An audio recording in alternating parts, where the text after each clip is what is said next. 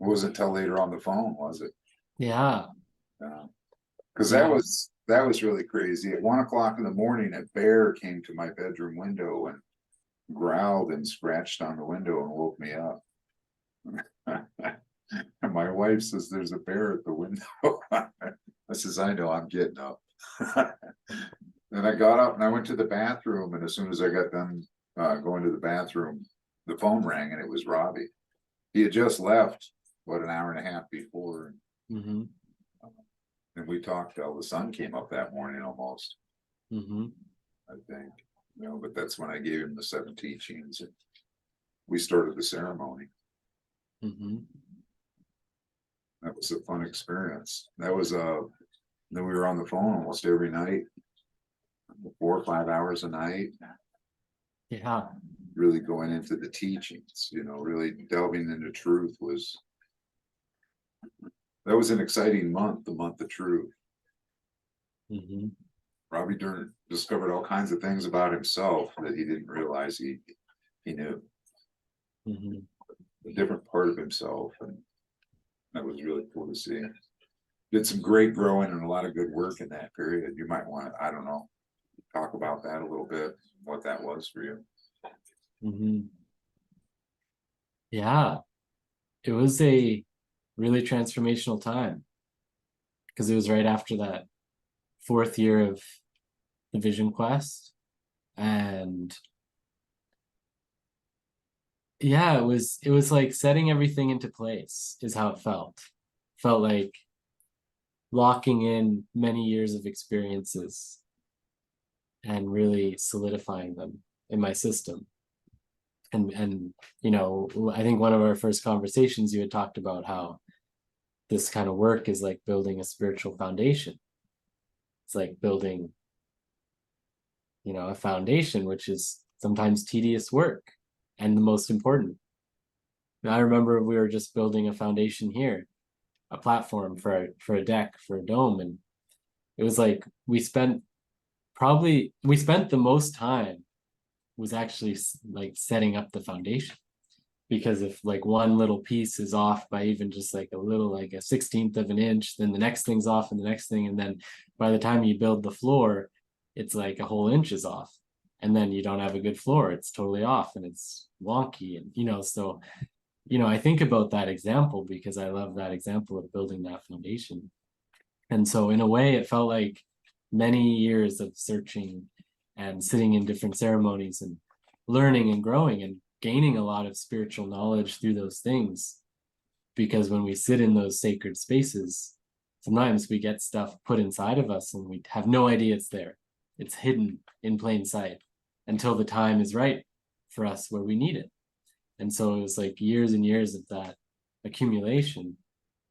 And then it felt like we poured the foundation so that all that knowledge could have something to be rooted in.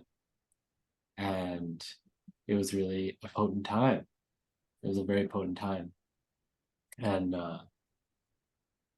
yeah, it was really coming out of darkness for me.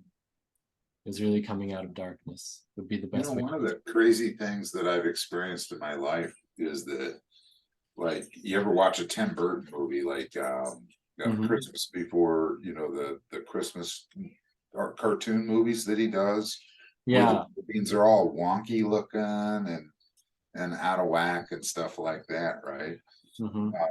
So like people doing metaphysical work or doing spiritual work or doing, get involved in spiritual things, or even going to church every week and, doing the church thing every week and stuff like that. When you look at them with spiritual eyes and you see their lives with spiritual eyes, they look like those buildings in Tim Burton's movie, Mm. because they don't have that solid spiritual foundation.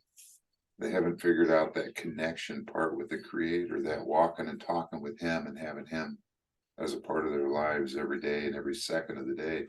Not that they're not, metaphysical or spiritual, or that they don't include the creator in their lives. It's the difference between doing it, once a day or once a week versus doing it every second of the day is a huge thing, right? Hmm. That one of the things that you'd like was like really surprising to you? Yeah. Yeah, it was totally that. Really learning how to live a spiritual lifestyle. And part of it too was like, before meeting you, I'd been on this deep journey for, I mean, a long time. So I've been on it since I was like 16 years old, but more specifically, when I think on that time, it was like January of that year, up until our connection, which was the end of June, so 7 months. Leading up to when I met you, that 7 month period, it was interesting because I really felt like I was already in, like when I look back, I see that I was already in the ceremony that we were doing. And we know that time and space is not actually real. And so in a way, our work had begun before. And then when I met you, I was so much more ready for everything that we did. And so when I look on that time, it's interesting too, because like it's like who is it that's doing the work? And who is it that is teaching the work? And it all goes back to spirit, it all goes back to the creator. And so, you know, when I look at that 7 months before meeting you, I was actually doing really extensive work with some qigong and meditation, and I was working with some therapy, kind of, well, not really therapy, it wasn't therapy, but it was I had some friends that were supporting me in that kind of sense. And that And helped you with the foundation to come into the things that we do. yeah, it was already that a process of purification had begun through the meditation, the qigong, some of the healing I was doing. And when I met you, it was like I was really right.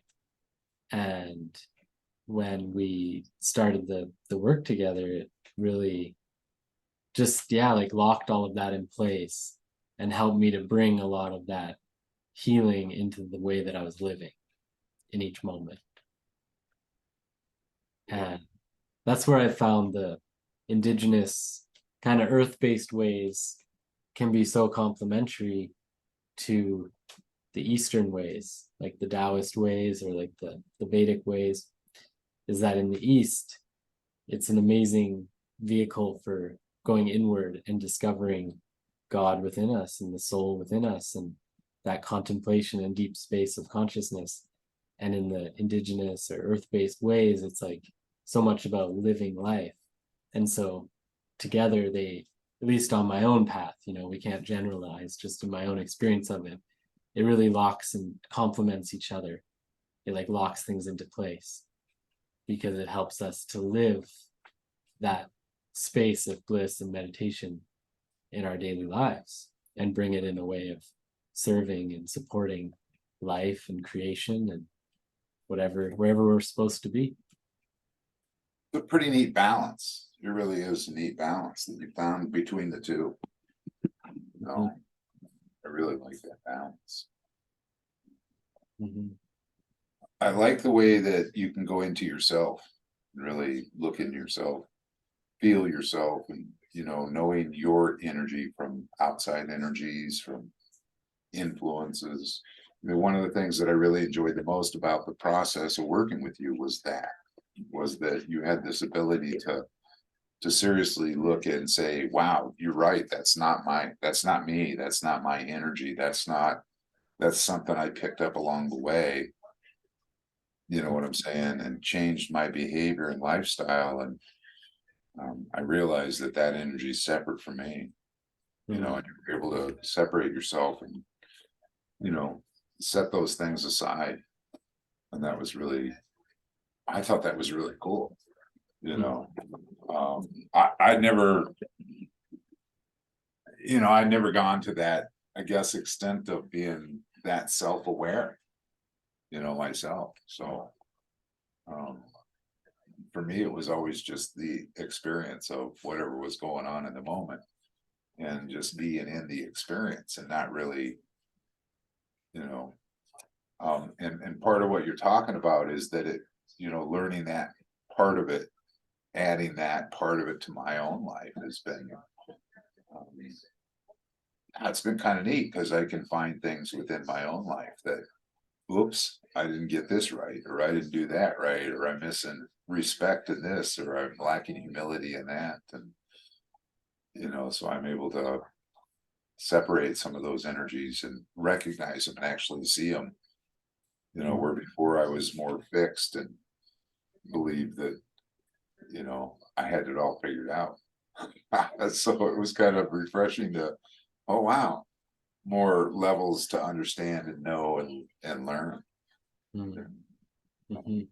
And I think that's one of the coolest things about this lifestyle is that it's a continuous thing. I mean, I started this 35 years ago myself, so um, that's a long time to be working on yourself. But man, it's a lot of fun when you find new things, that you need to fix.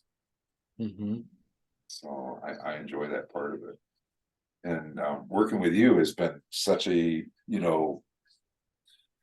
um, even exchange because as much as I've taught you, I've learned about myself, Mm. which is fun. And one of the things working together here recently we've discovered is that, right, Mhm. the more you teach it, the more you learn. Yeah, exactly. We're all growing together. Yeah. And one of the things that you mentioned about that is really cool is this idea of like we're a constant work in progress. Like 35, you've been doing this 35 years and you're still finding new things to explore, new things to improve, new things to grow.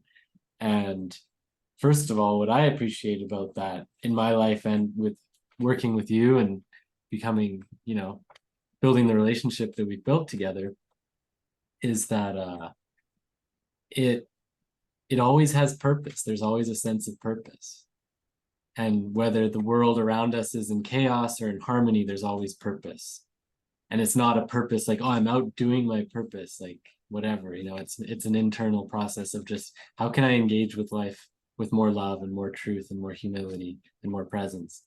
And then also it's like as men, you know, men need projects. Yeah, Men we like, gotta stay busy. yeah, exactly. Men like to tinker around with shit. Yeah. And I personally have never been mechanically inclined or like been one to like build houses or anything or do carpentry or anything like that. I've never been like a hands-on physical kind of guy. What's really always drawn me is the inner work because I was that's what happened, I went through some really dark times and had to find my way out of it. And now I can really connect with that part of manhood where it's like, yeah, just working, tinkering, always exploring. And for me, that's an internal process that I really value. And it's a beautiful journey.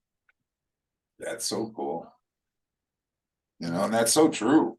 I mean, really, I'm a mechanic. I do HVAC and mechanical work by trade. And so I love working with my hands. I love wrenching on things and fixing things and troubleshooting things and thinking things through and all of that. And that's essentially what you're talking about. It's the same thing. It's like you look at a problem, you go, okay, how can I fix that? How is it supposed to be perfect? What would it look like when it's not broke, and Mm-hmm. when it needs to be, you know. I mean, for me, what I learned in life by troubleshooting and by working in the mechanical industry was that, there's a way that everything works the way it's supposed to work. And then there's a way that it works when it's broke, when it's not in sync, when it's not in balance, when it's not harmonized, and so our lives are a lot the same way. When we're out of balance, things get hunky and chunky over here in this area or that area and start to make noise and break down. And, whether it's relationships or physical ailments or emotional things or mental things, or, we start to break down. So, come back to spirit and get whole again and be whole unto ourselves. But to know what that looks like to begin with, that's the trick, right? What does a whole perfect person look like? And how does that operate and work? And, so once you know what that looks like is perfect, then you can look at what's imperfect in it and say, okay, this is what I need to fix. And the thing about looking internally is that, when you're working on a piece of mechanical equipment, you got a set of blueprints, you've got a manufacturer specs, they built it, they engineered it, they designed it to work a certain way, right? And Mhm. so it's easy to follow that specs and say, yeah, it's not working this way because this is broke, or this isn't right, or that isn't right, you know. But when you're working on yourself, it's, and you don't have a model or a specs or any of that, then it's really, you have to really listen to the creator. You really have to pay attention to what's going on in your environment and how you emotionally react to things and how you see things and how you perceive things, and you know, assess situations. Mhm. And you have to be very careful not to be judgmental, because you know, if you're judgmental, that throws the troubleshooting side of it all out of whack, you know, because your judgment could be wrong. You know, if you misjudge just one part of it, now you've troubleshot down an alley that's a goose chase, you know, that's was a total waste of time. Where if you're more honest and upfront and not judgmental, then you tend to find the problems within yourself a lot easier. Mhm. That's just as an analogy for myself and how I've always worked on it. Um, you know, it's when you look at nature and look at the harmony that nature is and how everything lives its purpose and works in its purpose. You know, and for us as human beings, that's the perfect example of knowing truth and knowing where we're not in harmony or in balance. Is Mhm. by comparing to our lives to what's going on in nature. And it's neat because nature seems like it's chaotic, but it's also organized and precise. Mhm. That's the coolest thing about it. Yeah, I remember that was one of the first things you shared with me was the truth, how truthful nature is. I remember we were standing outside in Colorado, and you said you were sharing a bunch of stuff like you do, and you're like, but don't take my word for it. Like, go to nature, and whatever anyone tells you, take it to nature and compare it to nature and hold it up to nature and see if it's truthful. Nature will reveal the truth of what that is and pull the truth out of it. And it's a funny thing because I think so many of us feel that inherently. We just don't always know how to put words to it. And so there's a reason that whether someone is spiritually inclined or when, like, everyone feels a certain energy in nature.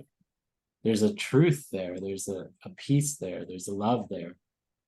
And I know for me, I've always felt that. I just never had put those words to it or had that consciousness of how to articulate it. And that can be the power of that spiritual knowledge, is to really have a perception shift where we can consciously become aware of what we're already experiencing. Mhm. And then that's when a lot of magic happens, because then we can start to make prayers and, like we talk about, make agreements with nature and Yeah. connect with that truth on deeper layers. And then miracles happen every day. Mhm. And it's like we just have to have the eyes to see them. Miraculous things all the time, things that are beyond our conception or perception of what might occur. Yeah. Like today, we went for a little walk, me and my mom and my partner, and we went for a walk, and we had left an apple outside, and this apple had been eaten a bit by a mouse. It had some scratch marks on it. So my partner noticed it, and she's like, "Oh man, what happened to this apple?" I was like, "Oh, a mouse got it," and I was like, "I have a plan for it." And so I'm the guy that's always like leaving little bits of food in nature, and my mom and my partner know this about me, so they just assumed I had a plan for it like that. And so I was like, "But I have something different I'm going to do with this apple." And they were all like, "Well, what are you going to do with it?" And we usually go on this one walk through the woods, and I took them up the road instead, and they're looking at me like, "Where the hell are you taking us? What is going on here?" We're walking up the road, and I said, "Here we go." And I stopped on the side of the road because there's a huge anthill there. They had never seen it, but I see it every day because ants are like my favorite little insects. And so I put that apple on the anthill, and we just sat there for about 15 minutes and we watched the ants. Like, this was a big anthill, like it was significant. and we just watch the ants in their ordered chaos. Like, see, like there's just thousands of ants pulling sticks in all these different directions, and this one ant is pulling a stick that's like, it can't even move it, it's too heavy, but then somehow another ant appears and they can't even see each other, but somehow they work together to orchestrate getting this stick up the hill. And it's just, it's impossible to put these things into words, because I just sound like some dude that ate some mushrooms and was like, oh my God, dude, I talked to a tree and it was crazy. It's like, but it was amazing. It was a miracle to me. And we were all amazed by these little ants and how they seem to have no logic or order, and yet they built this but at the end we were like, but they built this anthill. They obviously have a lot of order. Like, they know what they're doing. They live in their purpose, they're living their truth. Like, they managed to build this huge anthill. And it's amazing to think, like, a little ant, thousands of little ants worked together to build an anthill, and none of them had the vision for it. Like, none of them could have seen the anthill. Like, they're just kind of doing the ant thing, building the hill. So that was a moment for me that now I relate to that as like a miraculous moment. Like, there is God, there is Creator, there is the miracle of life. Did they eat the apple? Yeah, a little bit. That I realized they probably like eggs and meat more. We got to bring them some of those, because More protein eaters. yeah, more protein. I apologize. I felt like a bit of a jerk. I had put the apple right on top of the hill because I thought, oh, they're all just gonna go to it and love it, and they weren't really into it. So, anyways, now I've learned. Bring some meat. So now you take meat over there and they go nuts and Yeah, exactly. go all over it. Well, yeah, I haven't done it yet, but I'm going to. We learned it in Mexico, actually, because we were down in Mexico this year, and these ants come through your house in Mexico. Like, we were just renting a place, and there'll just be an endless line of these ants. They go like, the ants go marching 2 by 2. Like, they do that there. Like, there's like rows of 4 and a never-ending highway of ants. And they just raid your kitchen. You can't do anything about it. Endless amounts. So we started putting little pieces of food in the yard, so they would take that instead of going into our house. It didn't really work, but it was fun. And we noticed that they didn't really like the fruit that much. They actually loved egg more than anything. So, fun fact, you ever have a pet ant, They really like eggs. Yeah. Scrambled eggs, lots of butter. Is that the way they like it, scrambled? Yeah, I like it scrambled. Like Or sunny side up, Yeah, yeah. No, Over easy, yeah. If they break the yolk, they could drown, so they don't like it so much. Yeah. I love ants. They're like the bikers of the insect community, They're just like, whatever. They're gonna do whatever they want. They're gonna go where they want. And it's not like any one insect can stop them from doing whatever they got in their minds to do. They're just gonna go do it. It doesn't matter how big or huge you are or how small you are, just by sheer numbers, they're gonna get it done. Yeah. I remember I saw this video, actually, like a National Geographic thing about ants, and they showed this one place, I don't know where it was, but these ants come out and they hunt spiders, and like the spider was running as fast as it could away from these ants. And the spider, it was pretty big and venomous, but it couldn't handle the ants, so they would grab its leg, and like, it was pretty gruesome actually to watch, because it's all up close and like zoomed in, and they just devoured this spider. Pretty ruthless. Oh, yeah. They're the biker gang of the insect world. Watch out. Don't ask the ants for favors. Yeah.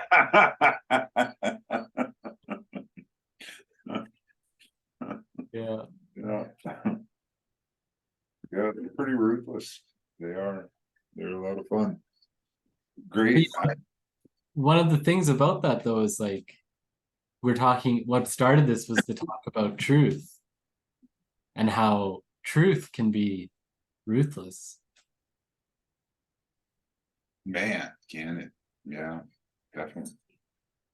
I went out on I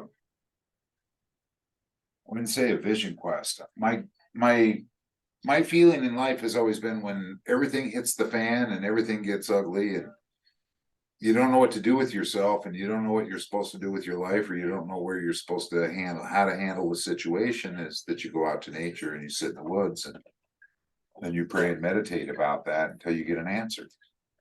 And you stay there till you get an answer, you know, and I remember one time I went out and I was having some conflict and some issues. And basically, the creator had stopped my world and pulled the rug out from underneath my life so that I'd go somewhere else. I didn't want to go there, but he wanted me somewhere else. He didn't want me where I was at. So he jerked the rug out from underneath my life and sent me, you know, and I was really confused about what I was supposed to do. So I went out.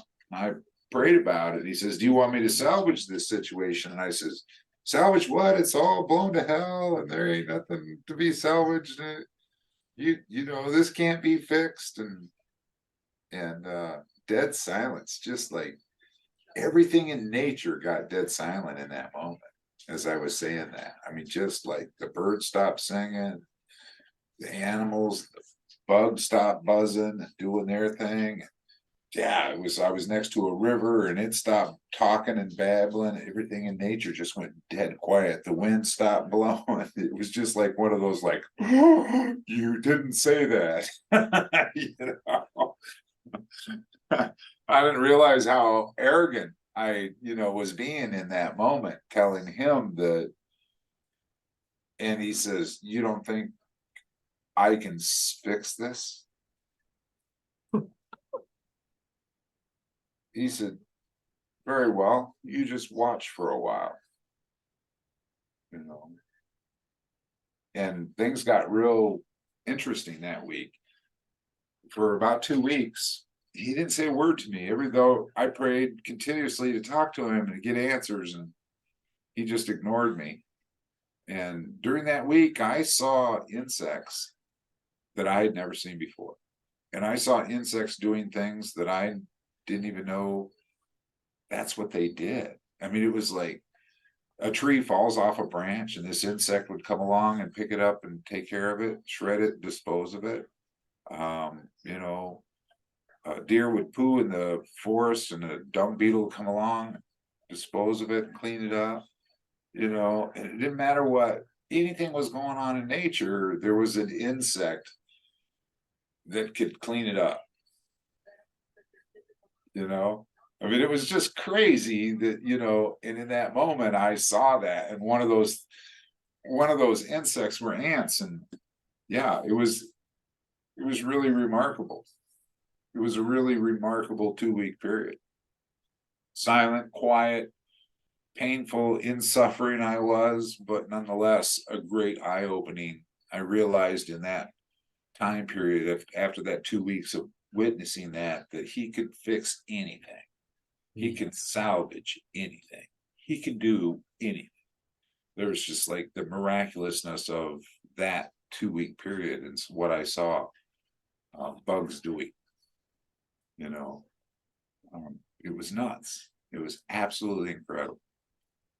So yeah, he's like got all these little helpers that that clean stuff up. And I mean, the orchestration of our lives is another one that's just a great example of how miraculous life really is. Because, you know, uh, 5 years, 7 years before I met Robbie, I was ready to walk on, you know, was looking at some serious problems and, you know, made some prayers and some choices and made some decisions to do things different. And as a result of that, I ended up working with Robbie.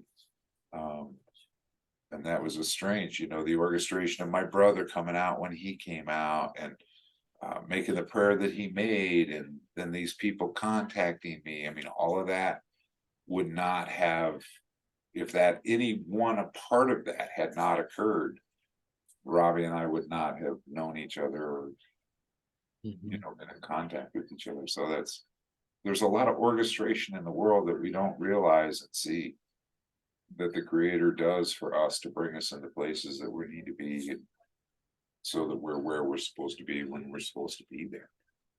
And that's one of the coolest things about living this lifestyle, is that when you're really paying attention and in total surrender, the show is amazing and the ride is incredible, and the miracles that happen are continuous.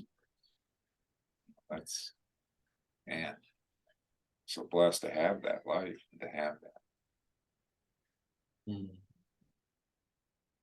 I want to throw a shout out for my uncle Joe Chambers. He walked on Sunday. Mm. Um, Mm. he was a strong man. One of the strongest men I ever met in my life. And he had a VW Beetle, and he also had a really bad temper, and he was this really big man. And so it was really crazy to see him climb into this Beetle, and climb out of it. But one time he got really mad. He got so mad he pounded his fists on the steering wheel and bent it all the way to a 90-degree angle.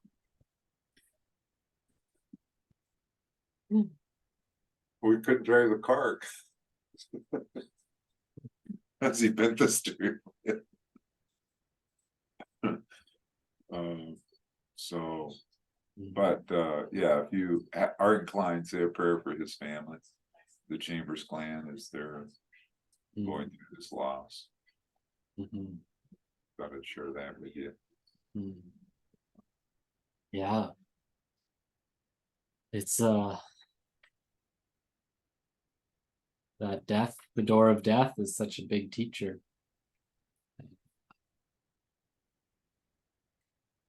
It's such a natural part of life. And yeah, it's so mysterious and kind of,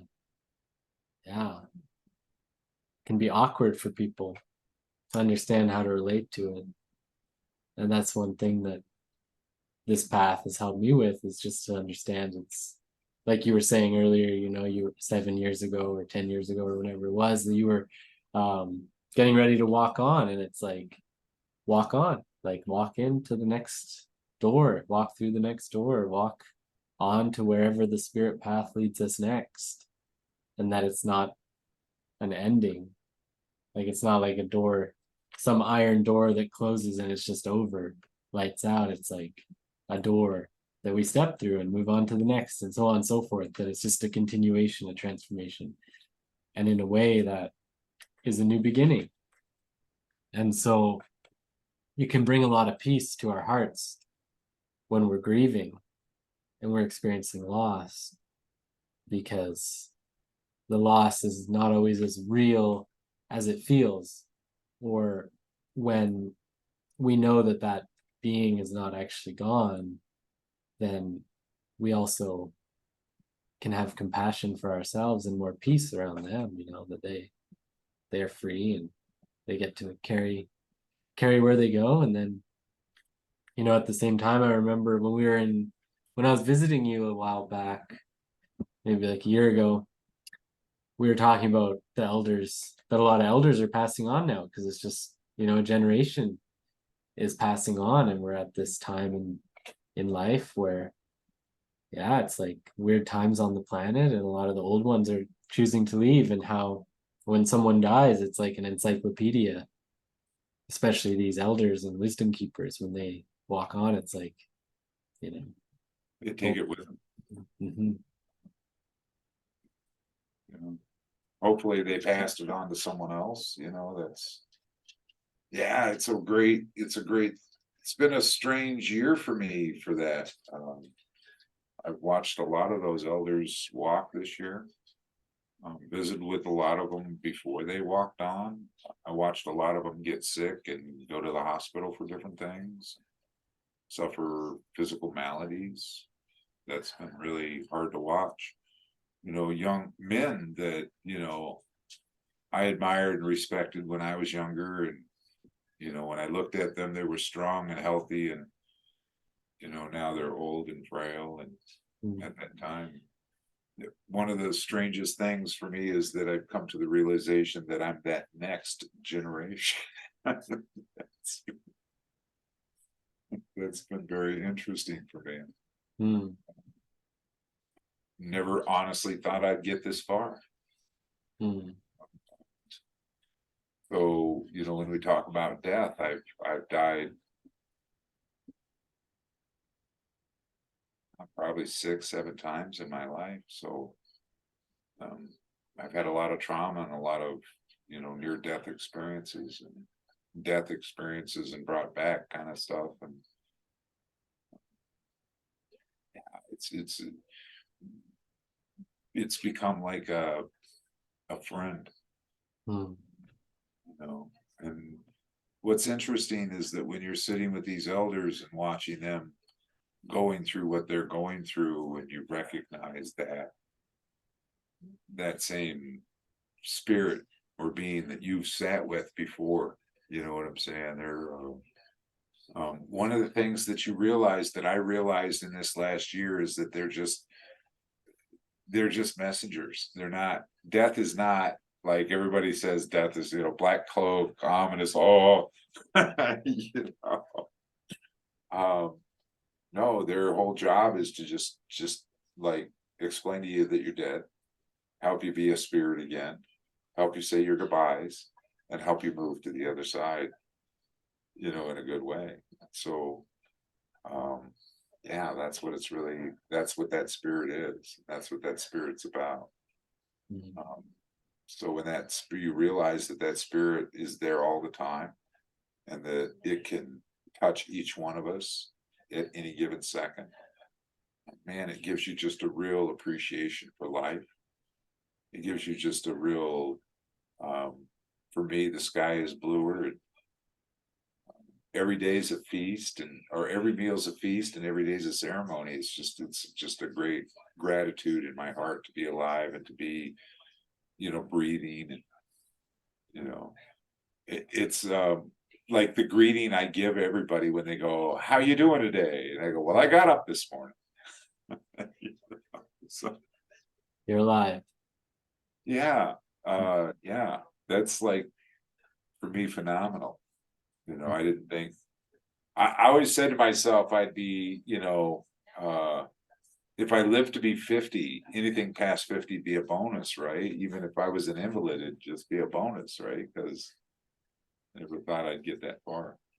Mhm. So um, yeah, that's like really interesting because it really helps us enjoy what we have. We're spiritual beings here to have a physical experience, and death really helps us to have the fullest physical experience we can have. Mhm. Mhm. Just, I know that sounds wonky and weird. Don't go killing people. That's not what I'm talking about. Disclaimer: leave death to the spirit of death. Yes. It's not our responsibility. Yeah. Yeah, it's I know for me that's been very true. And when we have encounters with death, we realize how delicate life is. Life can be so robust and so strong, and it can also be so fragile. And when we realize that fragility, it helps us appreciate the moment. And I know that, like for me, my father passed away when I was 16 years old, and he was a seemingly healthy man. He was only 52 when he died. He had cancer. And so, in that moment when he died, my whole world spun into deep darkness and depression. And it was a very, very difficult time in my life. And it was such a huge wake up call, too, because it's like that thing, like the father is that representation of the most solid thing in a person's life generally, right? Like the mother is the nurturer. She gives us life, she gives us the nourishment to grow. And then the father is that like strong, sturdy figure. And for my father to die at the time that he did, like really put in question those things that I took as sturdy and strong. and thought of as like always there, like just that solid person, that solid presence. And I got really sick physically after that too. So then that kind of was like a double, it was like a 1-2 punch. It was it was not easy. And when that occurred, it really motivated me because there's been many moments in my life when I've made a choice to live. And sometimes that choice is big, like, being sick and still going out and living. Or sometimes it's like that moment of like, hey, you want to go to ceremony or you want to go travel or you want to do this thing? And like part of me is like, I don't want to. I'd rather just hang out at home or like, whatever, be lazy or how the ego is. And then there's this part of me that's like, this opportunity might not be here tomorrow. This opportunity may be gone. And it's not something that's like, oh my God, I'm so scared. And everyone might die anytime. It's more like, well, it may not be because life is fragile. COVID taught us that. COVID taught us that, we all thought life was one thing and then it all gets shut down. And it's like, holy shit, whatever you believe about that doesn't matter. That's the reality of what happened. And that's death. Death will just stop our world. If it doesn't stop our physical world because we die, it stops someone in our life. And it's like live each moment like it's your last, and take the opportunities that come and enjoy it because yeah, it's precious. So It's fleeting. It's very short to begin with. mm-hmm. And then, well, COVID taught us a lot of things, didn't it? Mm-hmm. I mean, one of the things COVID, I think, should have taught us was leave nature alone. Right. Yeah. Right. Right. Everybody went into lockdown for that year and a half, right? Mm-hmm. Nature came back and started to thrive. Everybody talks about they're concerned about climate, issues, and that they want to be, activists for the nature and to help nature heal and to save Mother Earth. And man, the best way we could do that is just to get out of the way and let nature have nature back, right? Stop interfering. Mm-hmm. We don't have to protest nothing. We just step back. Everybody quit driving your car. Stay home for 2 years, 4 years, 5 years, 10 years. Stay home. Find a different way to live.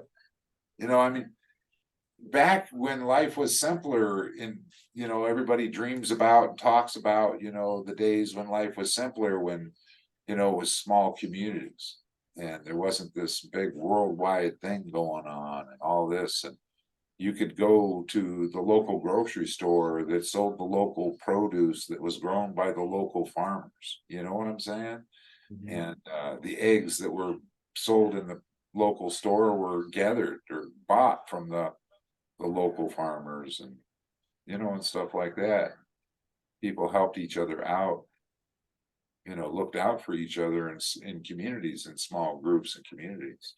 Even nature, culturally, if you look at the Native American culture and the way that they lived, was that they moved in a migratory way so that they wouldn't damage nature, so that nature would be able to recover after they left, that it would grow back, and then they wouldn't visit that area for a period of time so that it would grow back and come back and be healthy again. We just need to get out of the way. We don't need to protest anything. We just need to stop doing everything. Mm-hmm. That sounds crazy, doesn't it? Do you think people will do that? Probably not. Yeah, doesn't seem that way. And the mystery of it too, right? Is like that life has a lot of robustness and it can come back. And that sometimes I think about this, like there's so much negativity and so much doom and gloom and like, the world's fucked and there's nothing we can do about it. And, if we really pooled our resources and focus, like I was talking to my friend about this, that, there was a guy that was able to produce something called biochar, which is basically when you like burn wood without a lot of oxygen, and then it produces a charcoal that's extremely nourishing for the soil.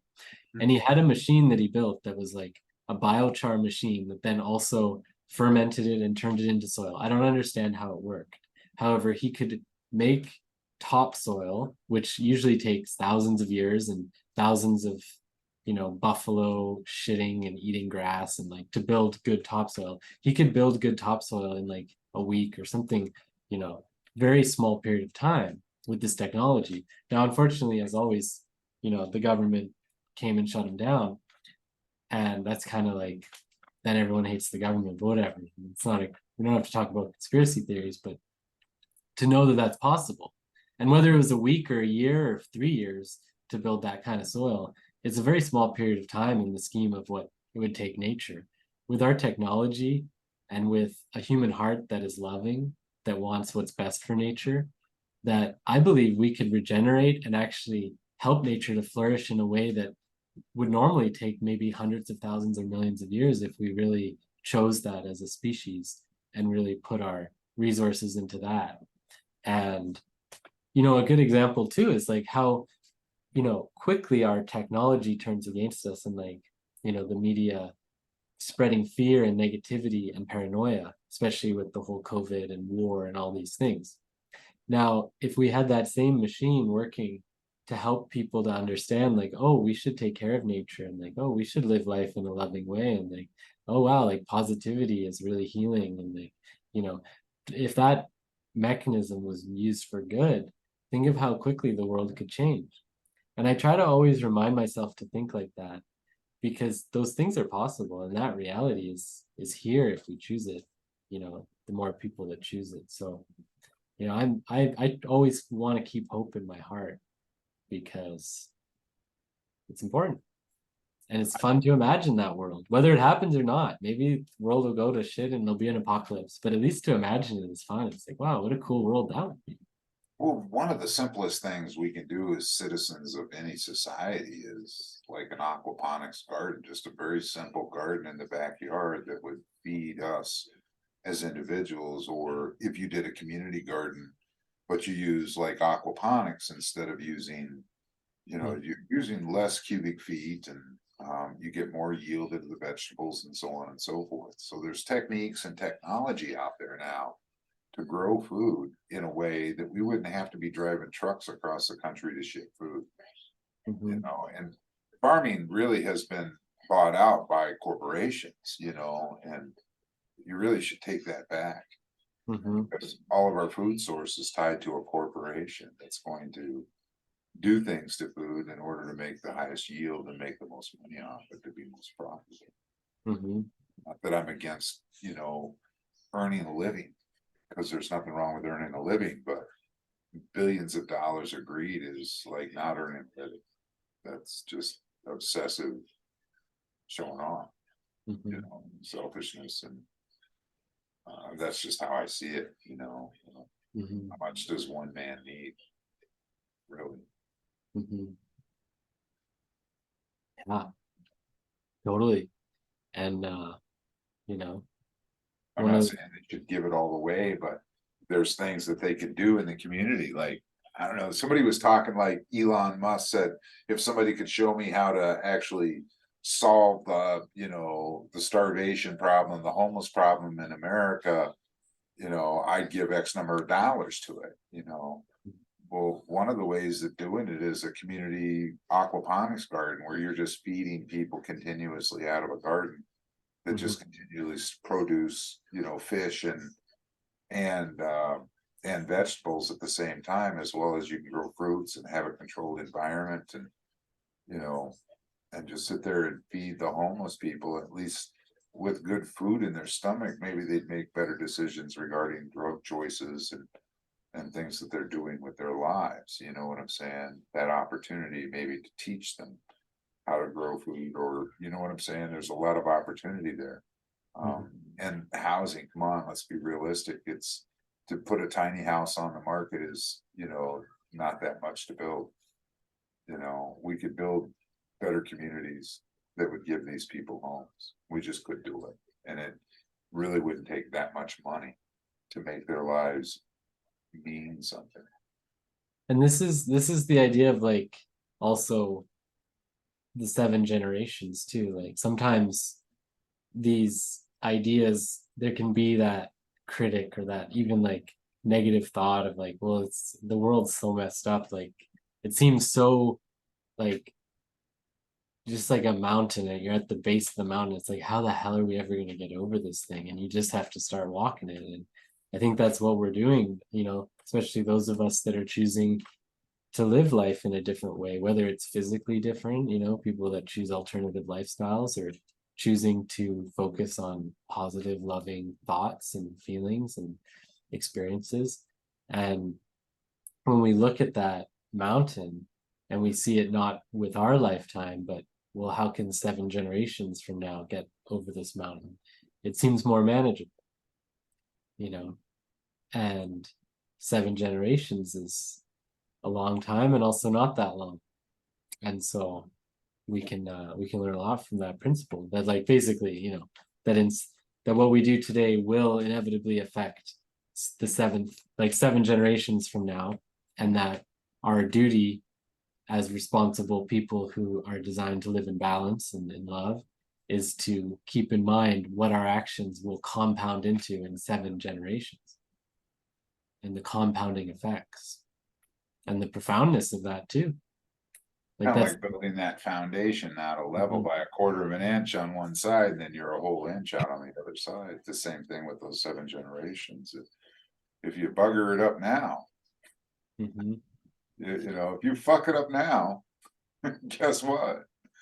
You know, 7 generations from now, it's going to be really fucked up. And you know, it's kind of like then it's like, well, whatever, I won't be around at that time. Maybe some people might think, well, guess what? You will be because we reincarnate. You might be one of those really fucked up people. Really suffering bad. Your dad will be the 7th generation, the result of your actions in this lifetime. You know? Yeah. So make it a good one. Make it some good choices today for your future lifetime. Oh, yeah. For your kids, Mhm. for your kids' kids, for who you're going to be, the legacy that you leave behind. You know, it was really funny when I was like 28 years old and I wanted to get married and settle down and have kids, and that felt like a good time to me, and it felt like the right time to do that for me. And I just really wanted to be a father bad, you know. And I asked myself seriously, why do you want to be a dad? Why do you want that? You know, and this little voice in my head or in my heart said, so that you can live on forever. You know, and I realized as a human being, as a physical being, our desire is to reproduce and carry on. You know, that's, and when I look at nature, I see the truth in that is all of nature is the same way. It's just its desire is to just produce fruit and carry on. You know, so yeah, that was a really strange thing to come to realization with. You know, that my legacy to live forever in this physical way Mm. is tied to my children and what my children do and how they live their lives. And I feel like that sentiment too is like the power of that thought in the creative, like that creation, like to create a child. We create a child, you know, and that the creative sexual process is also not necessarily creating a child, like creating a vision or creating a organization or creating an action in the world that reaps certain effects. Like we're constantly creating, like we just the laws of karma, like we're just creating karma constantly, whether it's good or bad. It's just like we're creating it all the time. And how, you know, at this point, we're at this point of like maxing out. Like there's just so many freaking humans, and it's like, you know, it's a funny thing, right? It's like, well, we still want to create, and the urge to create can be fueled in so many ways, and that the legacy is like you're saying, through your children. It's beautiful. I don't have children, so at this point, so I can't speak from that experience. And what I relate when you share that is like what you and I are creating in this work we're doing to support others is like a similar creative process. Like we're sharing things with the hopes that it will bring benefit to that person's life and help them to heal and help them to live in that wholeness. And the hope and prayer is that they go out and touch 7 more people's lives in some way, shape, or form, and then it creates a ripple and a creative process that when you compound that over 7 generations, it's very profound. And that's a creative process, that's our form of immortality too. Yeah. It's been a really weird it's been a really weird thing because I don't like people.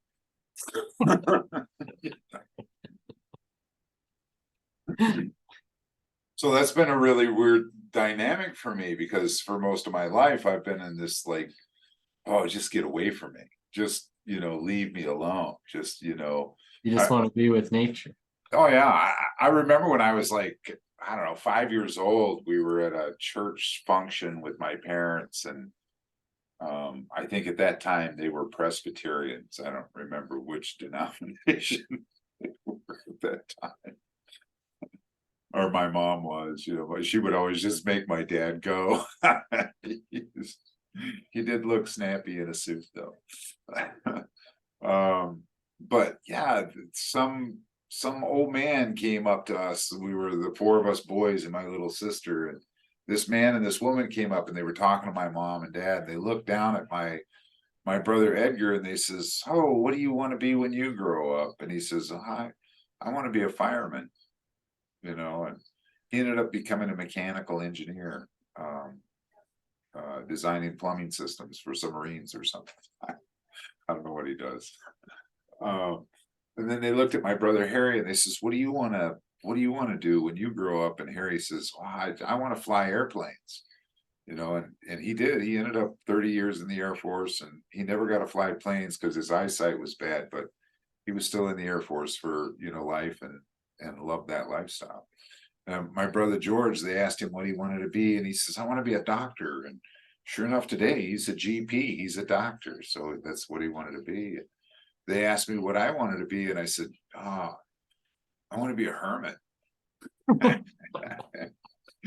And I remember the lady would laugh. She laughed with this really high pitched cackle, and she said, "You probably don't even know what a hermit is, do you?" And I said, "Sure, he's a guy who lives off in the woods by himself, so everybody will leave him alone." So that was my dream at 5, so but one of the neatest things about the creator and loving and having this personal relationship with the creator is that, when you start to live a lifestyle of love where you're living love, and you have this energy and this thing about you that people are drawn to you because of that energy of love that you carry. And one of the things that the creator has reminded me of continuously is that you may not like them, but I love them. And so since I love them, you have to be nice to them, and it's been interesting because it's helped me to actually make connections with people and form bonds with people that I otherwise wouldn't, and haven't in the past because of my desire to be left alone.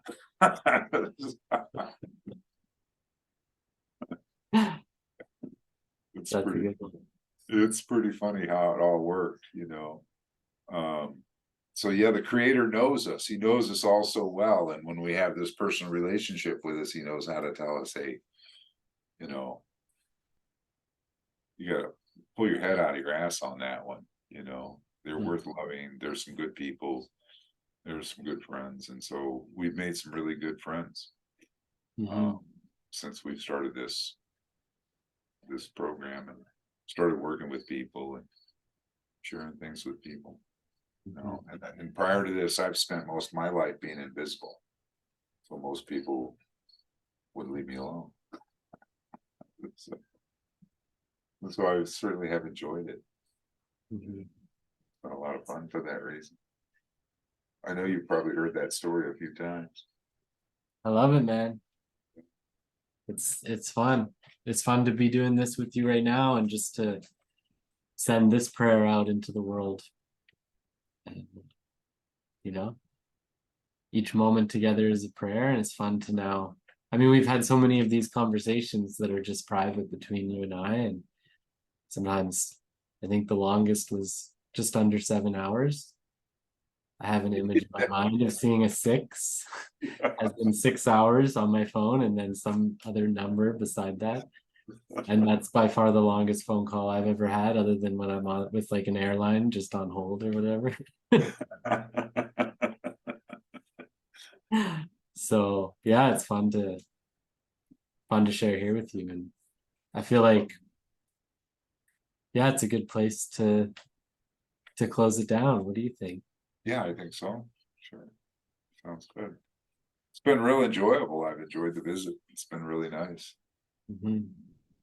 Catch up here in a few days or so, or Yeah, we'll again and continue to share on here and chat. keep chatting, keep the conversations, and we'd love to hear from you guys, whoever's listening out there. Yeah. The crickets, I know the crickets are listening, so if they can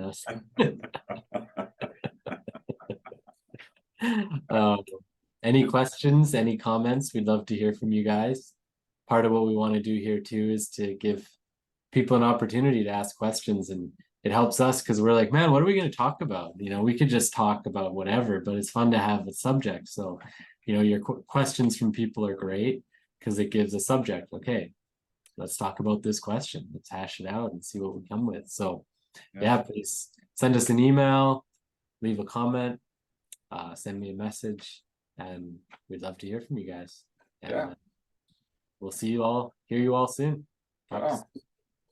And Mama P. Mama P, as says, or as he likes to say, see you later, I guess. You always say, talk at you later. That's what you always say to me when we hang out. Yeah. Talk at you later, man. Talk at you later.